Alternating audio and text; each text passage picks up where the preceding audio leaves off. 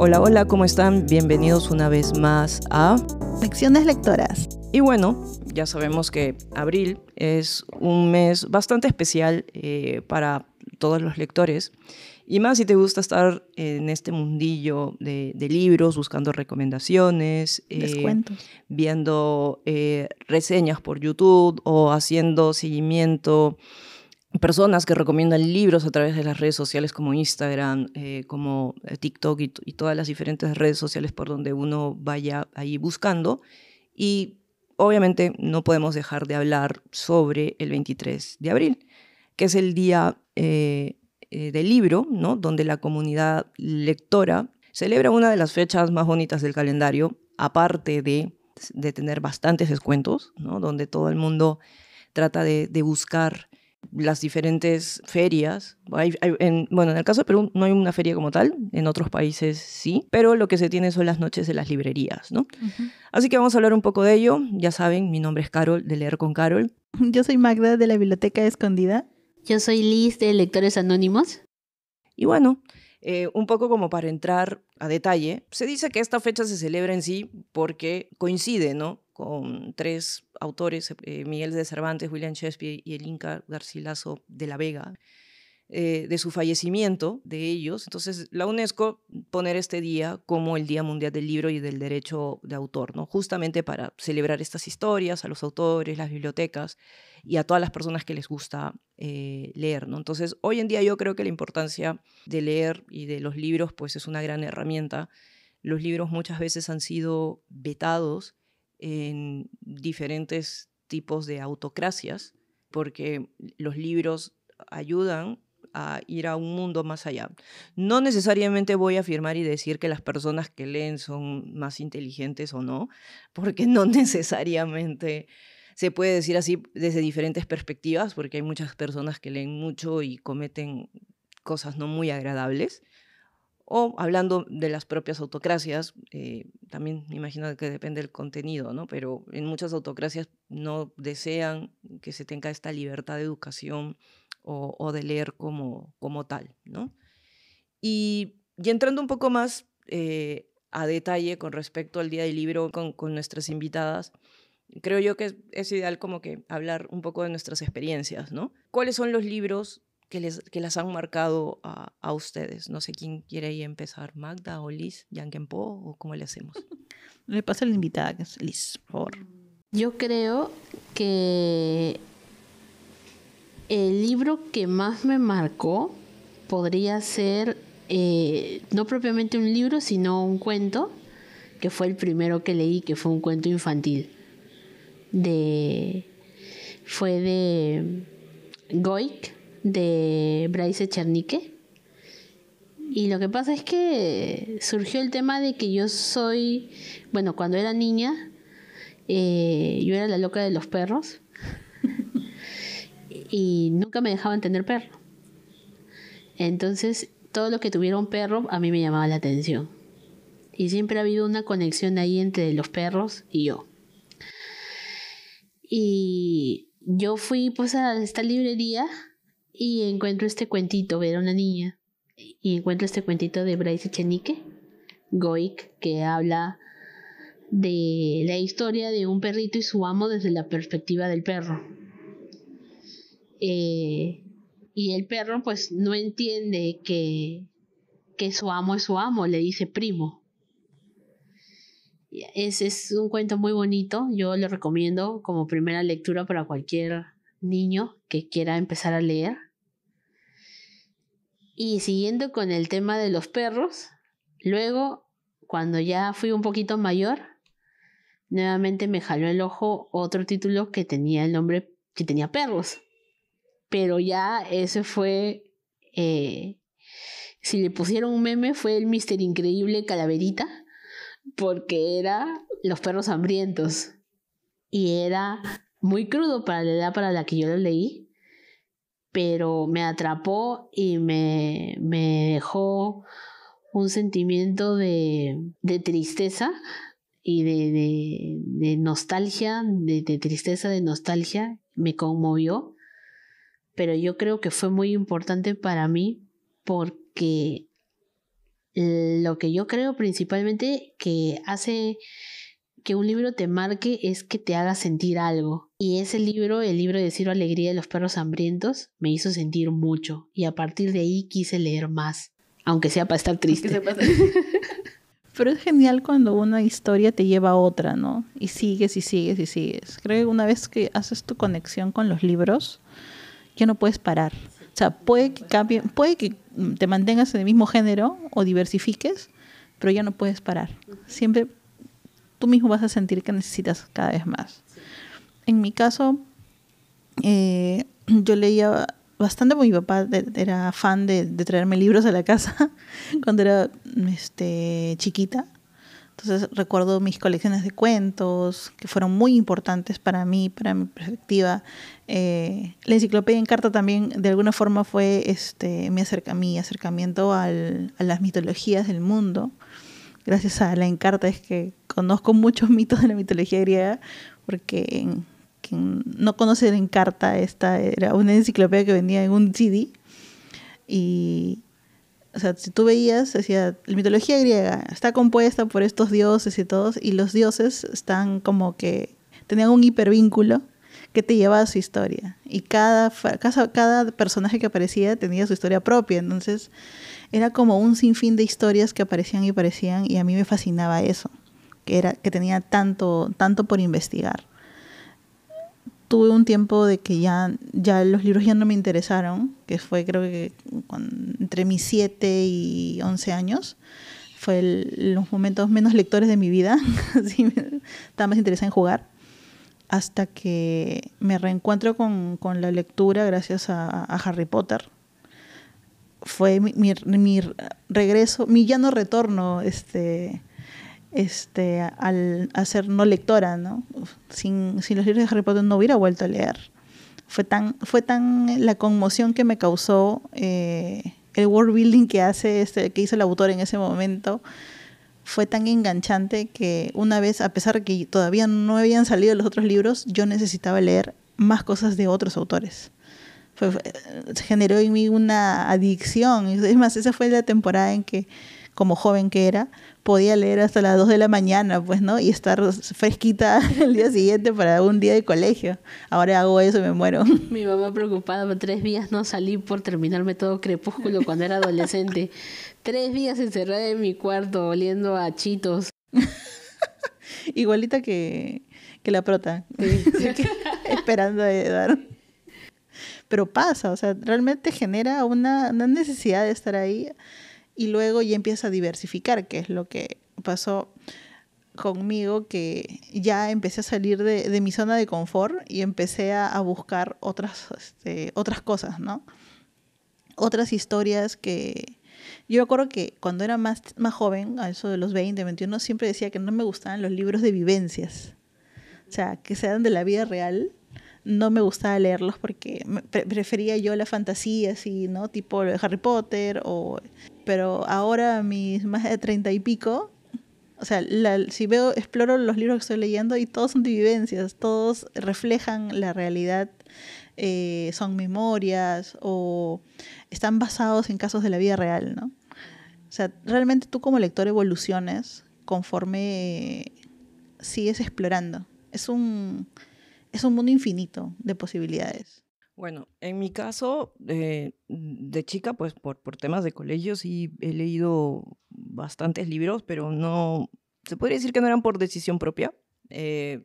Lo que sí me gustaba de pequeña era leer cuentos y historias de la revista Selecciones. Me llamaba mucho la atención eso.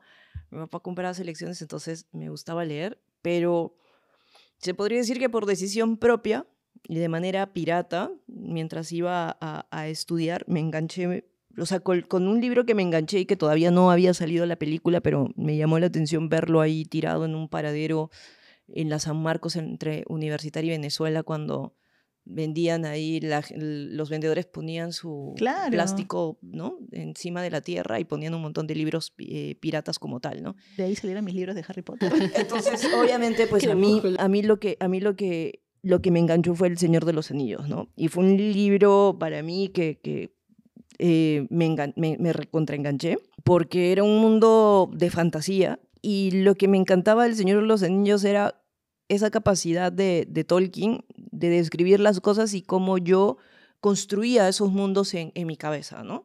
Fue un libro que me enganchó tanto porque en esa época, pues, políticamente en este país no era tan bonito, y era como que escapaba hacia algo, ¿no? Entonces, El Señor de los Anillos para mí fue esa puerta. Y de ahí después me gustaba buscar, la verdad, libros juveniles, pero como dices tú, ¿no? Uno va cambiando. Y de grande, uno de los libros que más me ha gustado y me ha marcado es El Baile de las Locas de Victoria Mas. Me gusta mucho cómo la autora te lleva a adentrarte en este manicomio, y creo que también como que uno se siente que va entrando ahí con no solo con la protagonista, sino con todas las que viven ahí, ¿no? Tiene una adaptación también muy, muy buena. Muy buena. Que está en Amazon Prime. ¿Y en tu caso, Mac? A ver, otro libro que podría mencionar, que me desbarató un poco. No que me haya desbaratado, pero que sí me dejó bastante pensante. Fue cuando leímos a Saramago.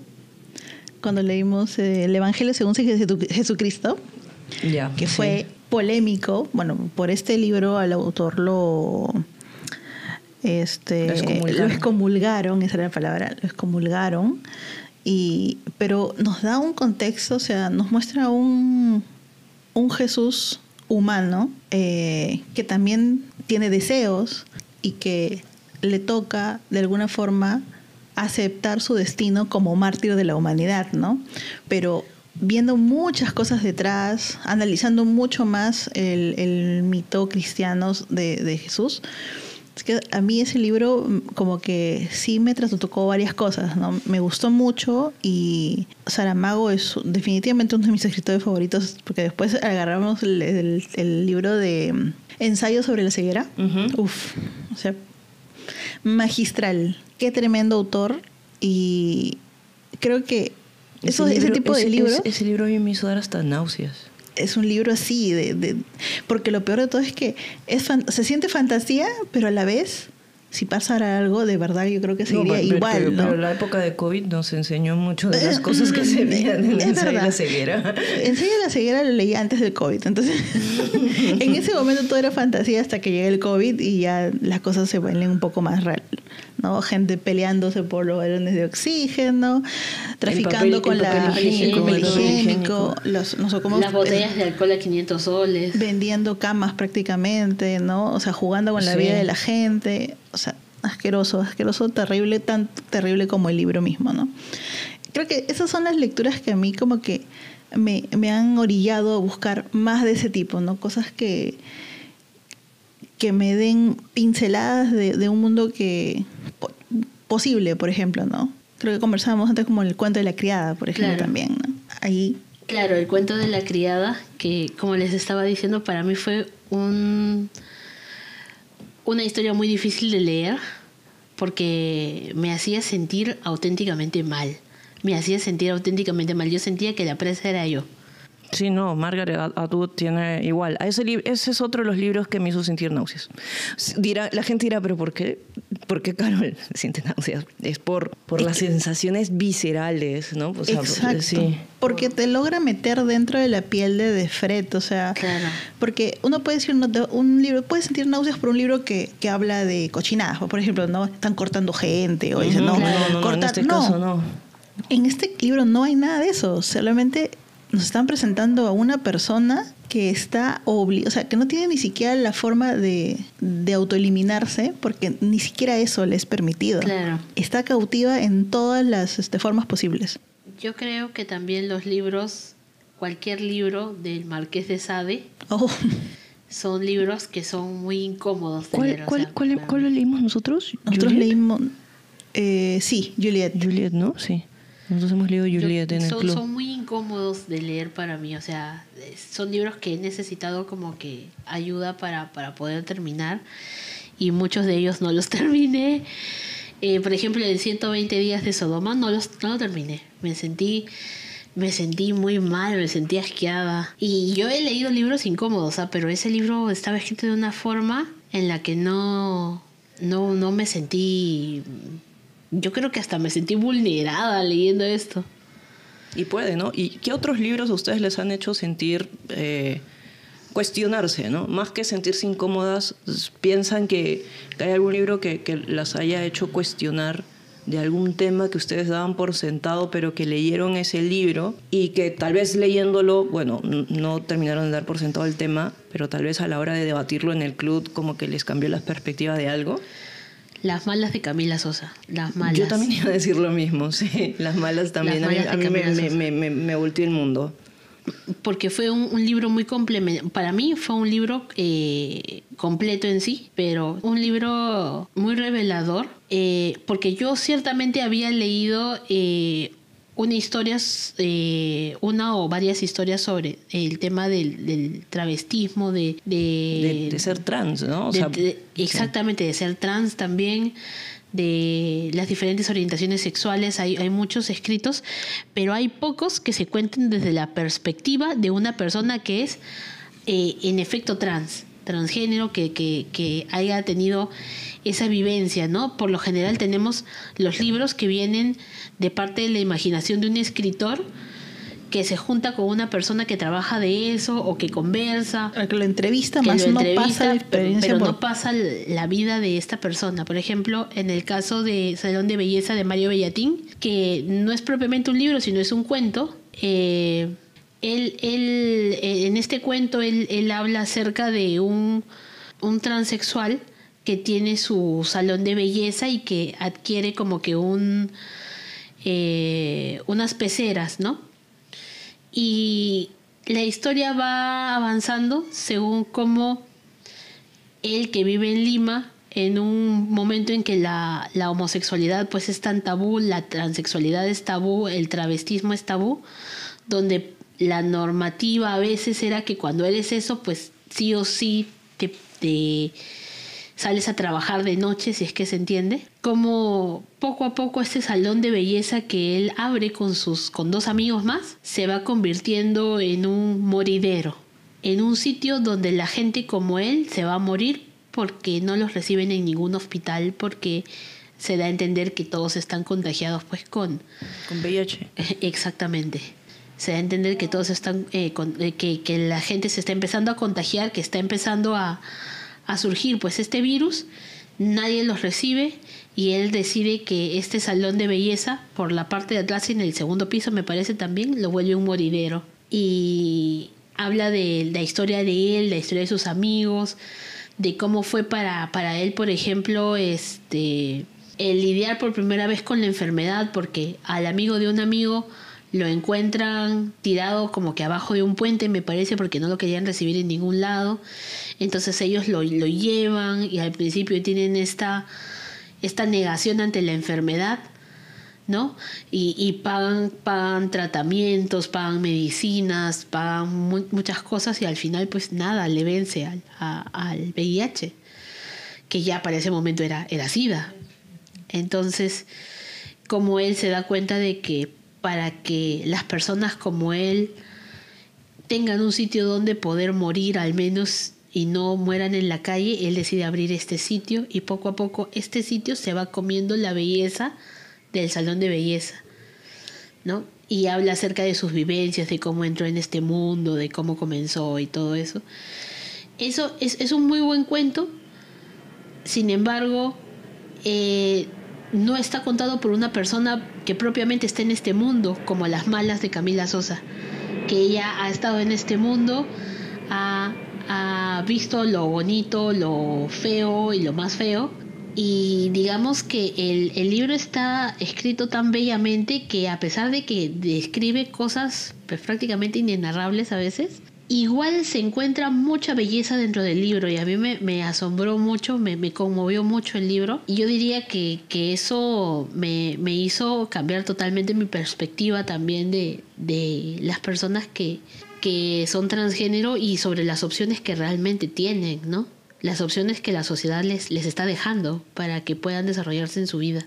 Es que yo creo que muchas veces uno da por sentado que sabe de cierto tema y no lo aborda más allá, ¿no? Y en este caso el hecho de que Camila narre este libro, ¿no? Haciendo, o sea, todos los comparativos de su vida y de todo lo que nos comenta acá, pues ayuda en esta parte de la visibilización, ¿no? Y es más, o sea, el 31 de marzo se celebró el Día de la Visibilización trans, ¿no? Entonces claro, también es importante, ¿no? Todos estos detalles, ¿no? El año pasado, si no me equivoco, fuimos a la presentación también de un libro, ¿no? De Inacabada. De Inacabada, sí. Sí. Librazo. Y también la autora, ¿no? Contó un poco su experiencia, ¿no? Estamos hablando de una autora que decide hacer su transición ya pasado más de los 35 años. Entonces, la autora lo que nos narraba ese día en su presentación del libro era que ella reconoce que viene de un mundo de privilegios.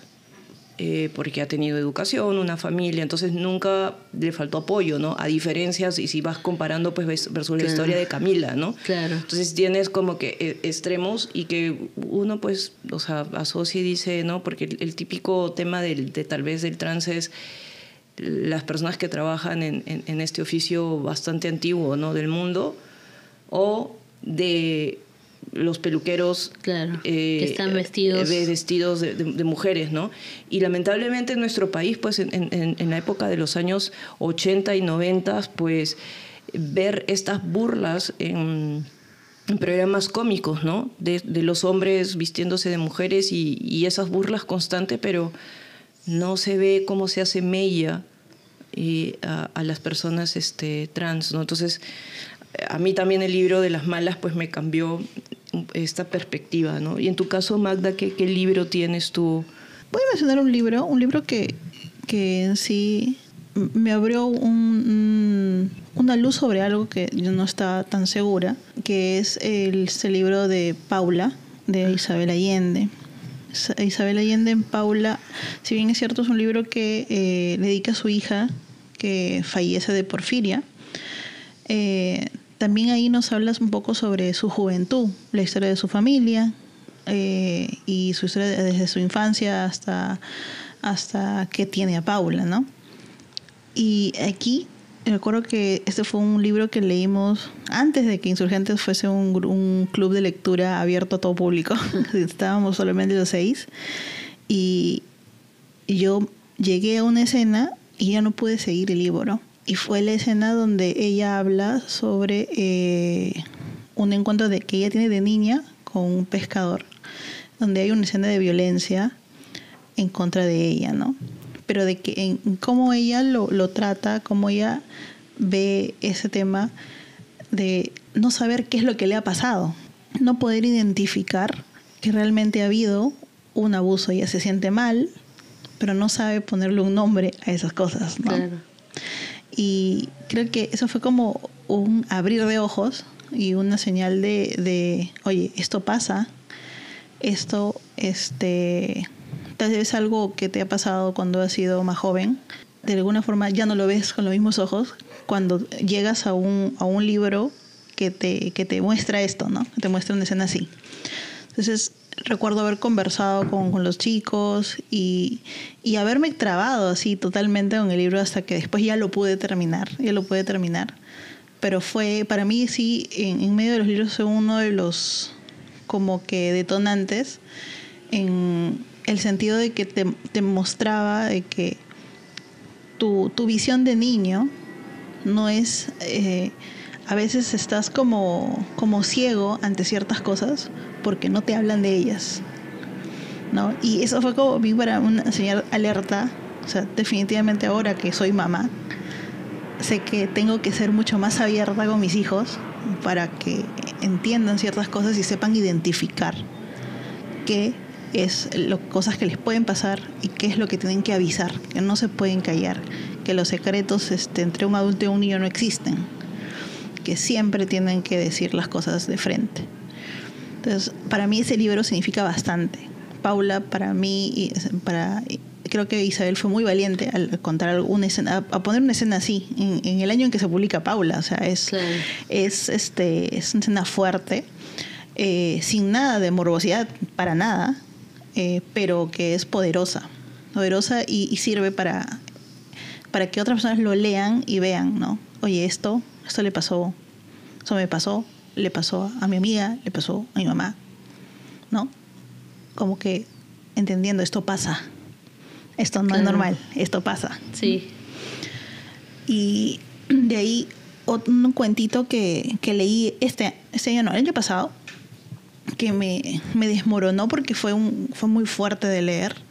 Es un cuentito de la autora mexicana Adela Fernández, se llama El Montón, que justo lo vamos a leer este año en Insurgentes. En este cuento, el cuento empieza con un niño que nos dice que quiere matar a su papá. Y la imagen es fuerte, ¿no? Porque un niño quisiera llegar al punto de asesinar a su padre. Y luego, conforme avanza la historia, que es súper corta, entiendes perfectamente la motivación que puede tener esta criatura para querer deshacerse del padre. Todas las cosas que pasan, y sobre todo cuando sabes qué es el montón.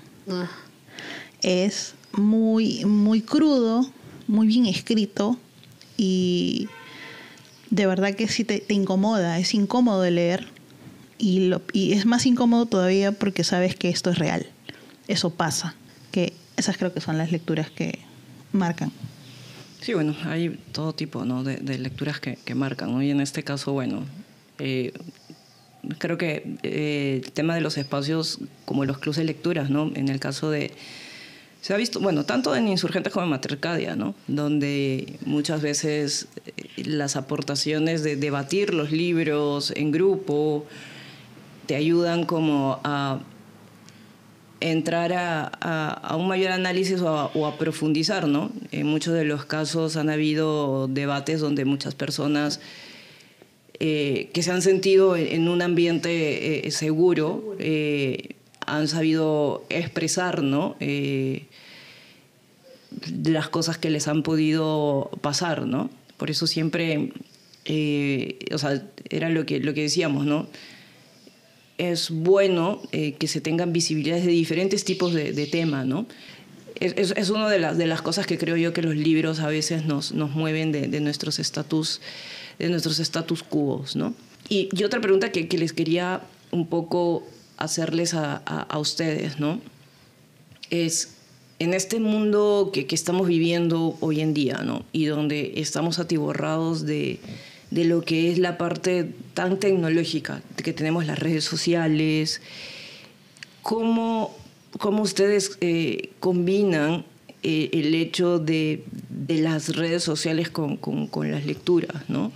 Porque a veces creo yo que puede ganar muchas veces el hecho de tener aquí el aparatito, ¿no? Del celular, la tablet, la computadora, ¿no? Con darse este espacio de la lectura como tal, ¿no?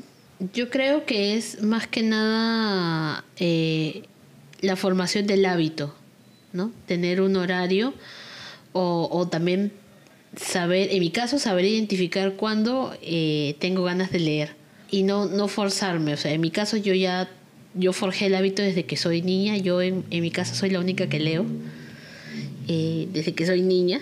Entonces, lo primero es que siempre tuve un espacio muy cómodo para leer, que es mi espacio mullidito ahí siempre en algún lugar de mi casa. Y es un horario en el que mi familia, mis hijos, mi esposo saben, bueno, voy a leer, chao.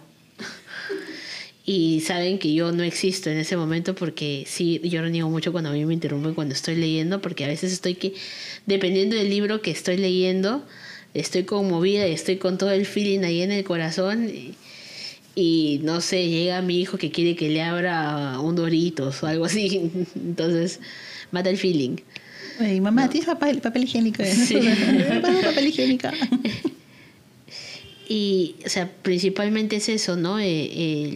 Yo tener un espacio para poder leer cómoda y crear el hábito, ¿no? Y también no forzarte a... Yo creo que lo más importante es no forzarte. Cuando una lectura no te está gustando, no pasa nada, no te gusta, porque no, en gusto se rompen géneros. Entonces no eres un mejor lector si te gusta tal autor o te gustan tales temas, a si disfrutas leyendo libros de, pues no sé, ciencia ficción, ¿no? Es igual de válido, porque finalmente la lectura es, para mí, ¿no? La lectura es felicidad, y uno es feliz como quiere, ¿no? Al final. Por ejemplo, a mí, yo puedo ser muy feliz leyendo algunos libros de dark romance o algunos libros también un poco incómodos, pero también leo novelas de romance histórico, tengo mis gustos culpables, he leído Crepúsculo, pero nunca Coelho. Ese es mi límite. Tu límite. Sí, tu ese es mi límite. límite. Y y no se ofendan, o sea, por eso dicen, cada uno tiene sus gustos, ¿no? En mi caso, yo aprendí tipo a la mala, no forzarme a terminar de leer los libros, ¿no? Y creo que es muy importante también saber reconocer en el momento en que uno está emocionalmente, ¿no? Porque hay libros y libros, ¿no? Entonces, hay libros que te pueden llevar al subsuelo y te pueden revolcar y te dejan, no sé, es como decir, mejor le freno y después le sigo. Yo hasta ahora he dejado en pausa un libro que se llama Aves del Paraíso. ¿Y qué hasta ahora? No lo he podido retomar, o sea, creo que por miedo, no sé. Otro bloqueo de lector, porque fue fuerte, me acuerdo de ese bloqueo de lector. Es que ese libro, Carol Joyce, es una autora que te describe, o sea, que te describe mucho la parte emocional, ¿no? Y te muestra mucho esos lados oscuros del ser humano. Entonces, te genera un ambiente lúgubre. Alrededor, así. Alrededor, pero un lúgubre de emociones de tristeza, de desesperanza. Desesperanza. Un ambiente pesado. Depresión, ¿no? Entonces, uno pues tiene que estar emocionalmente como que bien parado, por decirlo así, ¿no? Donde la sorpresa no es que te pase algo malo, sino la sorpresa es que te pasa algo bueno de repente, o algo más o menos. Pero ella te lleva a esa parte muy, muy profunda, ¿no? Entonces, sí, a mí en mi caso, Aves del Paraíso me mandó, pero al subsuelo, y no podía. Entonces tuve que decidir parar con el libro y me mandó un bloqueo. No quería leer absolutamente más nada. Entonces, sí me acuerdo. En esa época tuve que aprender a decir no, hasta acá nomás, y desde ahí ya no me esfuerzo, ¿no? Entonces, sí, también tengo mis momentos, ¿no? En los cuales digo, no, sí, voy a leer. O lo que hago es que, bueno, también he empezado a escuchar audiolibros, ¿no? Entonces, gracias a Dios tengo esa capacidad de poder estar escuchando y haciendo otra cosa a la vez, y sí le presto atención al audiolibro, ¿no? Entonces me ayuda mucho, porque a veces termino agotada y no quiero estar leyendo porque estoy agotada, o sea, de estar mirando, ¿no? Números, letras, una pantalla, ¿no? Entonces, como que con el audiolibro puedo estar ahí tirada en mi cama, estar tejiendo y ir prestando atención. A veces también estoy manejando y estoy escuchando audiolibro, entonces así no me pongo a renegar tanto en el tráfico. Sí. ¿Tú, Magda? Bueno, en mi caso, a mí siempre me ha gustado leer, pero creo que para mí es una necesidad, se volvió una necesidad. Y, o sea, es una cosa que yo, inclusive cuando estudiaba, era que terminé mi tarea rápido, 15 minutos de lectura, y así estaba. O sea, a veces llevaba un libro al instituto y 3 días después el profesor se daba cuenta de que había llevado otro libro. Y era porque así los avanzaba así. Terminaba rápido mis cosas y leía en el tráfico. O sea, era una cosa de que para mí, si yo no leo, es como si algo me faltara en el día. Por eso también para mí en el embarazo fue muy chocante, porque el embarazo no me permitió leer lo que yo leía de verdad. Como Carol también aprendí a dejar ir. A dejar ir y también a que no me interesara que la crítica de otros sobre el libro. O sea, si a otro no le gusta el libro, piña, pues, no le gustó. Si a mí sí me gustó, a mí me gustó. O sea, simplemente, claro. ¿No? Y nuevamente, deja ir lo que no es para ti. Porque, o sea, el libro podrá ser el más galardonado del mundo, pero si no te gusta, no hay conexión, no es el momento para leerlo, mejor déjalo ahí donde está. Suelta ese libro de Carlos Cuauhtémoc, por favor, no lo compres. Los ojos de la princesa, ¿eh? Juventud en éxtasis. Y hablando, yéndonos por ese lado, ¿ustedes qué opinan del BookTok, del Boostagram? Porque a mí me ha pasado que muchas veces hay muchas personas del mundo, ¿no? del BookTok y del Boostagram que obviamente se nota que en algunas perspectivas hacen sus comentarios en una perspectiva más comercial, ¿no? Entonces, ese es el lado oscuro de Boostagram. Entonces, como que también este mundo termina, discúlpeme la expresión, mañoseado, ¿no? Claro. Sí, hay gente que por lo general tiende a hacer eso, o hacer comentarios que haga sentir que otras personas que están leyendo algo son menos intelectuales o son menos valiosos como lectores por leer ciertos libros. Quiero decir que todo lo que he dicho hasta ahora es broma. A mí me pasó, por ejemplo, con un amigo que siempre, bueno, un conocido que siempre, cuando estaba en público, hablaba despectivamente de Crepúsculo. Y habían chicas que les gustaba mucho, incluyéndome, y nos quedábamos calladas pues porque nos estaban humillando. Y yo era una adolescente en ese tiempo.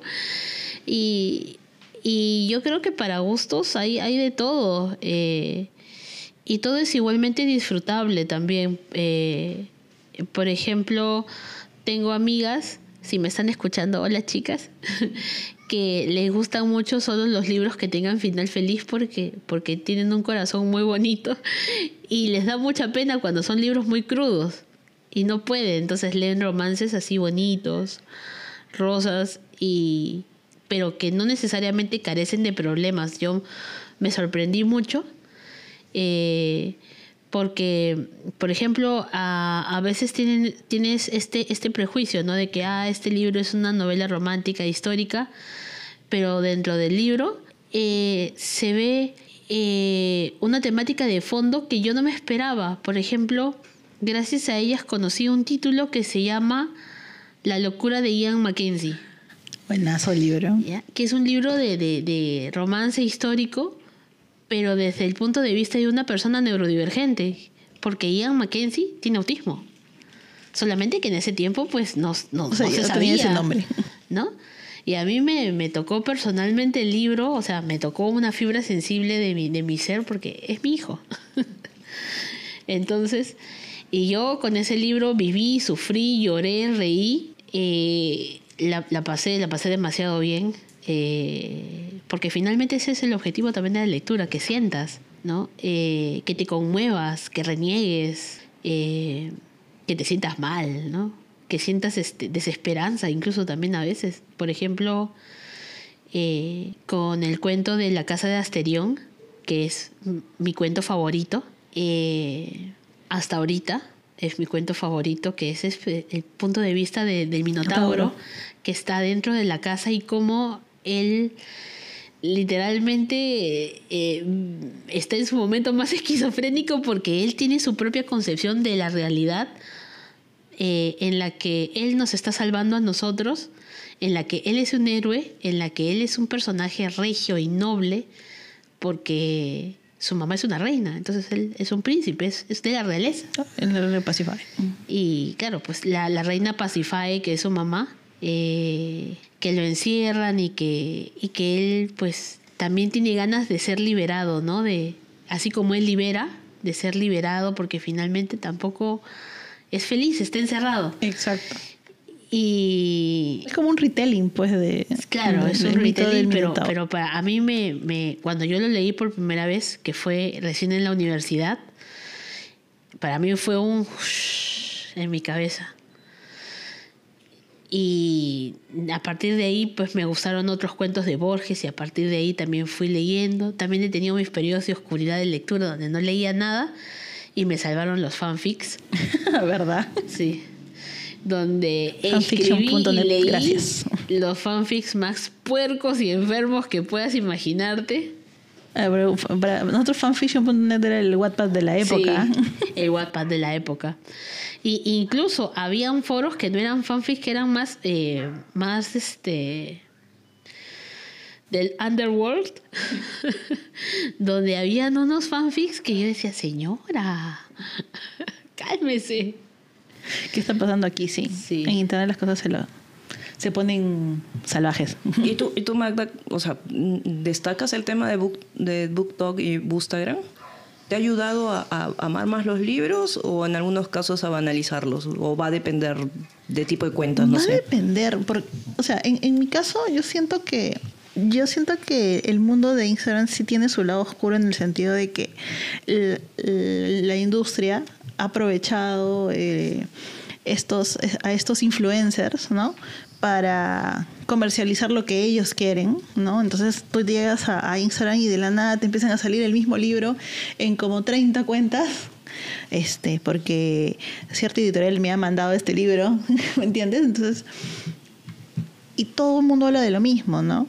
Pero felizmente en este mundo no todo es malo y hay cuentas que de verdad fomentan leer y te llenan la cartera de nuevas historias, porque realmente ellas las disfrutaron y no porque se las enviaron nada más. Claro. Diría que un punto negativo del tema podría ser también que a veces, no sé si a ustedes les ha pasado, de que tengo tanto por leer, que mi lado, en un momento digo, voy a lograr leer todo esto en algún momento. Me alcanzará la vida para leer esto. Y eso me genera cierta ansiedad en mi caso, ¿no? Entonces, y la lista es interminable. O sea, el mundo editorial se mueve tan rápido. Hay un bombardeo tan fuerte de cosas que ya no sabes por dónde ir. Eso sí me pasa a mí. Y hay fanfics que también, mejor dicho, hay libros que inspiran a tanta gente que escribe tantos fanfics, y entre todos los fanfics encuentras literalmente obras de arte. Hay un libro que es un fanfic que a mí me gusta mucho, que es un dramión del mundo de Harry Potter, de Draco por Hermione. ¿Ya? Que es tan bueno el fanfic que lo van a volver un libro. Solamente que van a cambiar... El Manaclet. No, The Auction.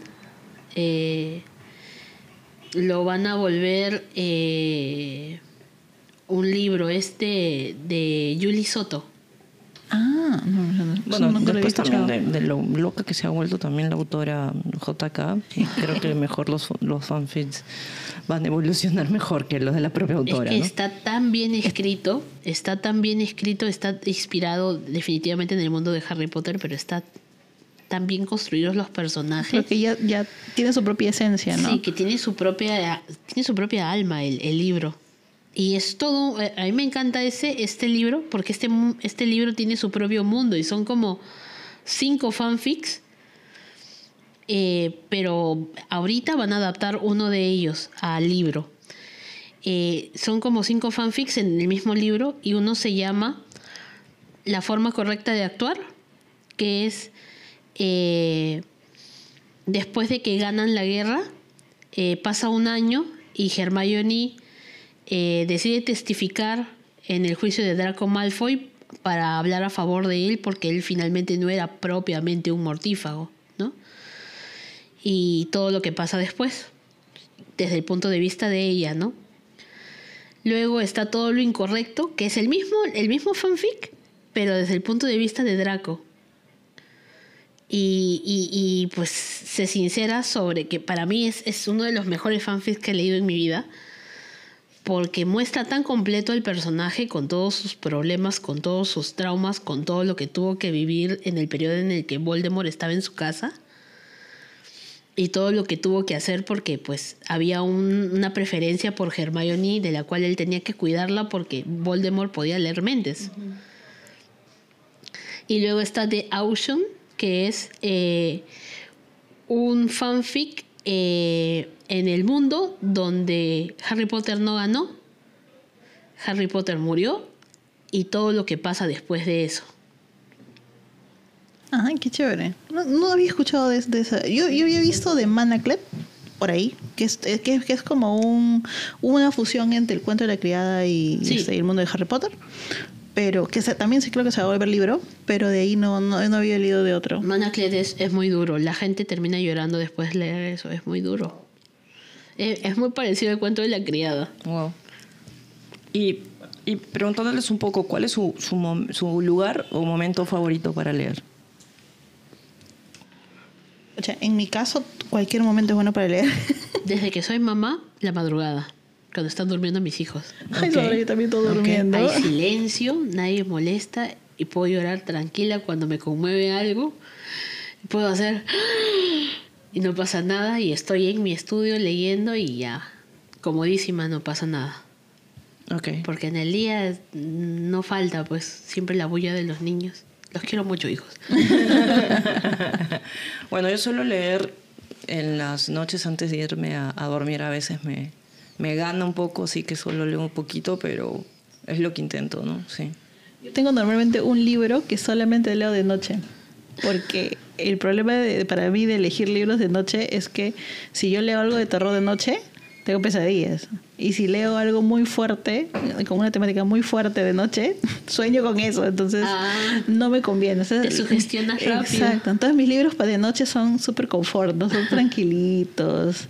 Nada, un libro puede ser algo infantil, como algo así de romance, algo tranquilo, para poder soñar con eso y listo. Pero nunca me arriesgo a leer algo como, por ejemplo, el cuento de la criada. Pues no hay forma. No puede ser. No, demasiado claustrofóbico para mí. Está bueno. Y un poco como para poder aconsejarle a las personas, ¿cuáles recomendarían, qué estrategias recomendarían para que alguien trate de fomentar la lectura? Yo diría que identifiques tus intereses, ¿no? Es parte de un conocimiento personal también. Pero si no hay conocimiento personal no hay problema, puedes usar otra estrategia, pero lo ideal siempre es tener conocimiento personal de qué son los temas que tú disfrutas. Y si no hay una costumbre de leer libros, empezar siempre de poquito en poquito, ¿no? Así bien mindfulness. Uh-huh. Y empezar poquito a poquito. Puedes empezar con cuentos. Hay cuentos cortitos de una página, como hay cuentos largos de 5 páginas. Empezar con cuentitos y poco a poco ir avanzando. Luego de repente puedes conseguirte un compilatorio de cuentos y cuando menos te des cuenta ya leíste un libro. Y luego de repente vas a estar listo para leer un libro un poquito más corto, pero de solo un tema. Poco a poco ir escarbando en la curiosidad, ¿no? Y si no hay un conocimiento de lo que te gusta leer, yo creo que es una buena idea leer de forma indiscriminada hasta que encuentres lo que te gusta, ¿no? Y no sentirte culpable porque algo no conecte contigo o que tú no conectes con alguna lectura, porque no hace que seas menos valioso como lector, ¿no? Uh-huh. Menos lector, ¿no? Sí. En mi caso, yo lo que hago, o sea, a veces cuando a mí me preguntan, lo primero que les digo es, ¿qué tipo de serie o película te gusta ver? Y con respecto a eso, como que googlea, ¿no? Libros que vayan con esa temática, ¿no? Entonces, empieza siempre por los más pequeños y empieza leyendo, no sé, 5, 10 páginas. Si te gusta o te engancha mucho, pues a veces no te vas a dar cuenta y te vas a terminar leyendo varias páginas, ¿no? Siempre trato de dar ese tipo de recomendación, y a los que son padres siempre les digo, léanle cuentos a sus hijos. O sea, antes de irse a dormir, agarren el cuento y ahí estás generando tanto hábito para ti como un hábito también para tus hijos, ¿no? Claro. Ahí yo podría agregar que con la lectura siempre predica con el ejemplo. Si un niño te ve leer, le va a llamar la atención leer. Sí. Que te vea con el periódico, con una revista, que te vea leyendo, porque si no, realmente no hay un ejemplo. no hay una imitación. A veces los niños llegan a la lectura por imitación. Es que los niños aprenden básicamente por modelado. Todo el aprendizaje que tienen es por modelado. Incluso el lenguaje, que nosotros, el ser humano aprende por modelado. Entonces, si ellos ven que tú estás leyendo, van a tener interés en saber qué es lo que tú estás viendo, ¿sí? Ahí me pasa con mis hijos. Me pasa que me ven leyendo y a veces ellos agarran un libro, pero inocentemente lo agarran al revés. Así, muy serios, ellos están leyendo al revés. Me hacen acordar a Luna Lovegood leyendo su revista al revés.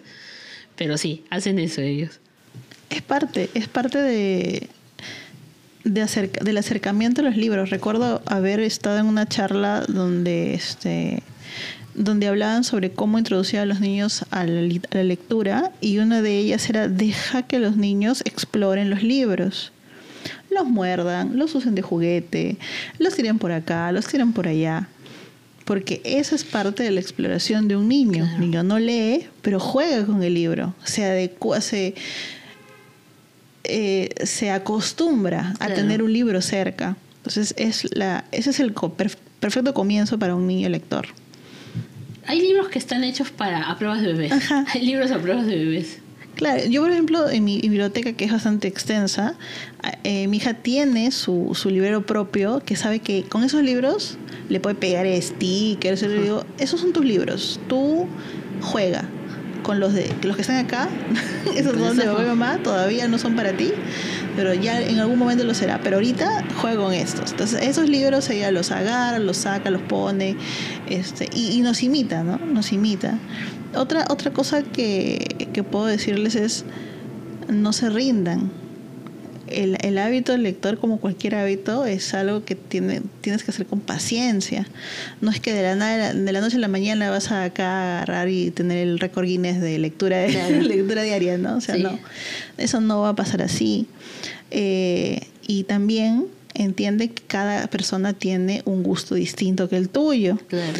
No porque tú eres un gran lector de novelas clásicas y no sé qué, significa que tu hijo también va a estar con 10 años, va a estar enamorado de Fuente Ovejuna y no sé, y etcétera.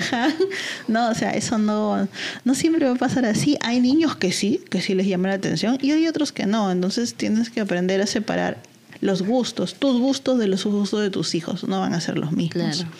Y más bien aprende a interesarte en las cosas que a ellos les gusta, para estar atentos, sobre todo porque en medio de la literatura también hay muchas cosas que los padres deben estar en las red flag, ¿no? Las red flag en la literatura.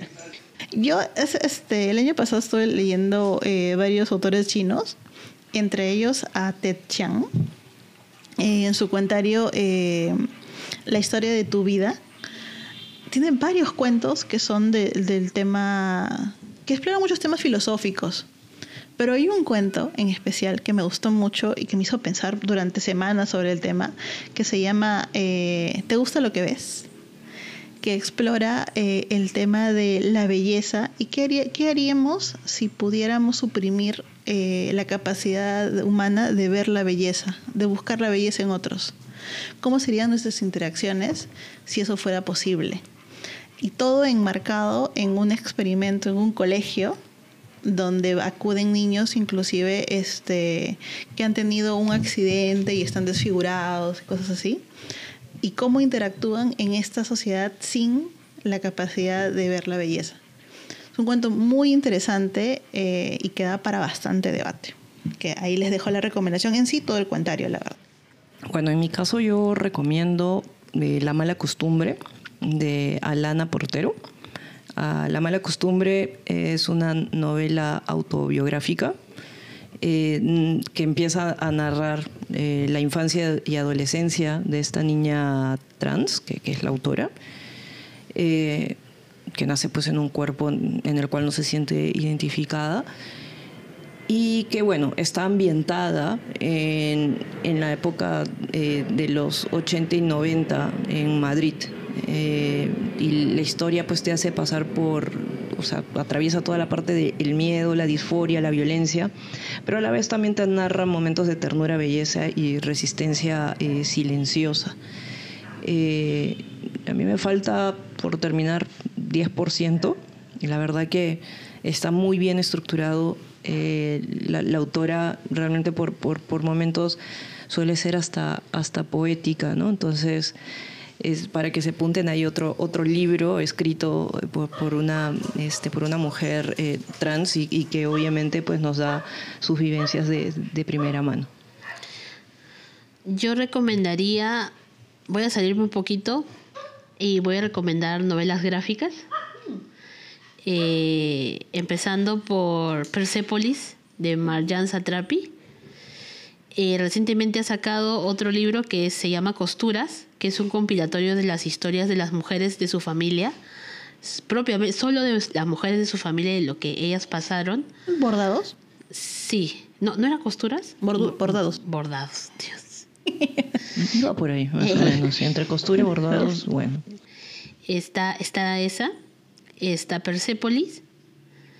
Me gusta mucho que pinta muy bien la realidad y lo hace de una forma entendible para las personas que quizás no tienen completamente el contexto de lo que se estaba viviendo en el país que es Irán en ese entonces. Permite que formes una figura un poquito más completa de la mujer musulmana y te aleja mucho del prejuicio, ¿no? Porque muchas veces yo me di cuenta, me hizo cambiar mi perspectiva, porque antes del libro yo pues ves una mujer con su vestimenta, ¿no? Propia de la mujer musulmana y hijab, me parece que se llama, y básicamente es como si fuera mujer pero de otra especie. Pero el libro como que te ayuda a visualizar que realmente detrás de la vestimenta es una mujer tan igual como tú. Están esas dos novelas gráficas. Está la novela gráfica Maus, que habla acerca del básicamente de lo que tuvieron que pasar las personas judías dentro de la Segunda Guerra Mundial. Y también está la novela gráfica ya de un peruano, Ciudad de Payasos, que habla acerca de un periodista que tiene que hacer una nota y decide hacer su nota sobre los payasos que trabajan en la calle, ¿no? Por monedas. Y él mismo se disfraza de payaso y va contando su vida como migrante de provincias en Lima, ¿no? Todo lo que tuvo que pasar, todo lo que tuvo que vivir, y la realidad en la que le toca vivir, que no quiere, que tanto así, tan mala es la realidad que él tiene, que prefiere convertirse en un payaso. Es una muy buena novela gráfica, yo la recomiendo bastante. Sí. ¿Cómo es el autor? La de Ciudad de Payasos es Daniela Alarcón. Ok, vamos para tener ahí apuntado. Y bueno, nada, agradecerles una vez más por escucharnos y ya nos estamos viendo dentro de 15 días. Chao. Chao.